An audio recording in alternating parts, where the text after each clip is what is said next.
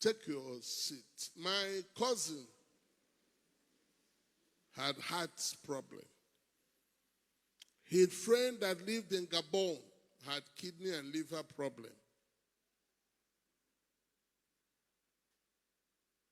The man that lived in Gabon came looking for my brother and said to him, I want your brother to lay his hand on me and pray over my kidney and liver problems. My brother said, hey, does he pray for the sick? And the other man said, yes. He said, well, I know he gives money generously. I'm going to him for money. If he has a healing anointing, let him keep it for himself. I need money. He came to me, he needed only 100,000, which I gave him. But his friend needed God to change his kidney and liver. I was shocked when I laid my hands upon him to pray. And he fell under the anointing and slept for 2 days. Went to Enugu Teaching Hospital and was informed that God had replaced his kidney and liver.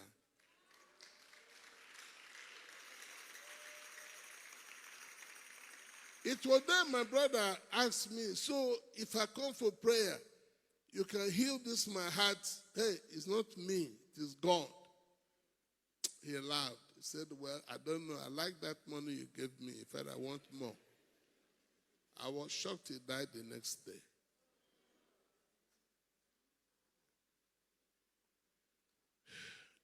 You cannot really believe God for a miracle beyond your knowledge of what God can do.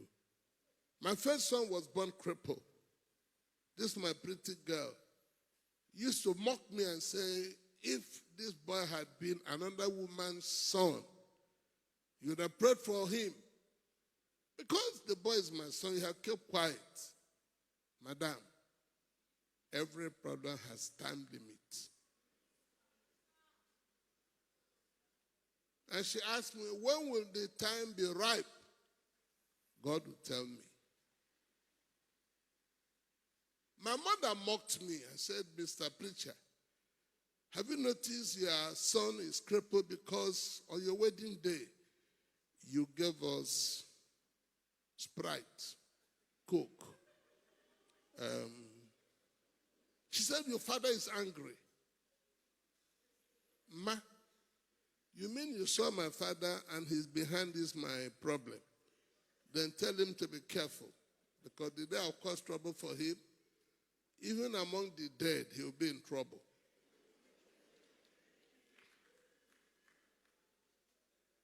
Right where you are this night, the greatest prayer is, Father, reveal yourself to me.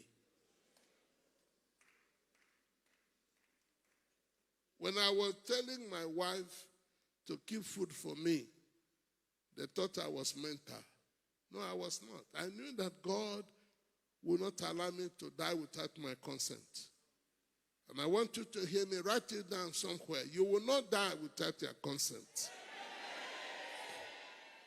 I don't care which wizard wants you dead. That wizard is wasting his time.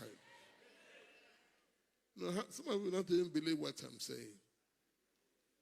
You will not die without your approval.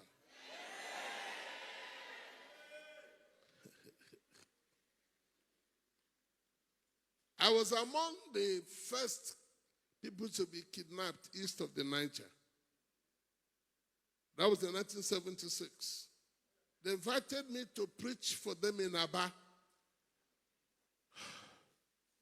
We got to their house.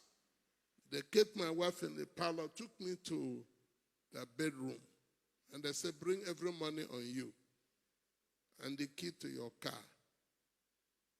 I like this your church. So you invite a guest speaker, you collect his money and his key. Wow, what a church. I said to them, the only problem I have is the man who gave me the key and the money lives in heaven. I am only a steward. I won't give you a kobo until I hear from him. They said, that's no problem. They brought a liquid in a cup, and they said, drink.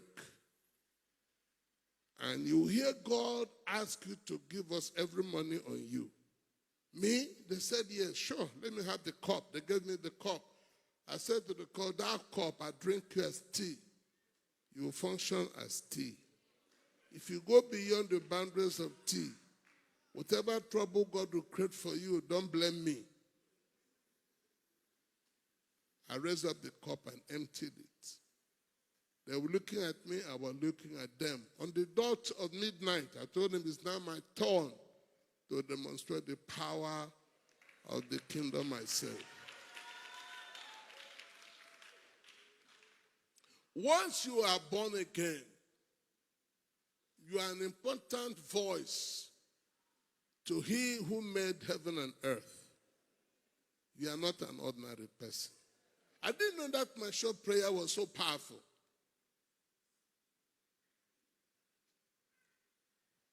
I drank, gave them back their cup. By midnight, it was my turn to demonstrate the power of the kingdom we preach. I told them I would pray a short prayer. 7 of you would die in 3 minutes. They began to beg me. They ran to my wife. My wife likes such assignment. She said to me, you like trouble. They have opened that door. Let's go. Madam, who is causing trouble here? They invited me to preach. I came with my Bible, ready with a sermon. And now they want my money and the key to my car. And you're asking me to be quiet. She said, yes, because we are only 2 here. No, madam, there are 7 angels by our side. As a believer, you are never alone. No, you didn't hear me. What did I say? No, say it one more time.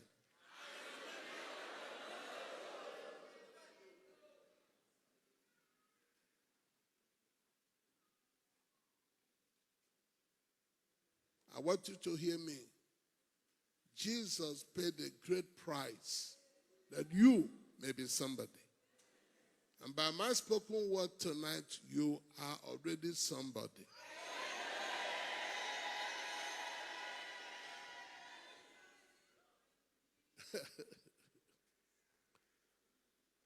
They were surprised that the poison did not work.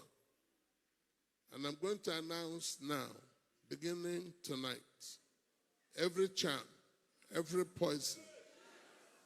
No, let's go to the book of Mark chapter 16, verse 17 and 18.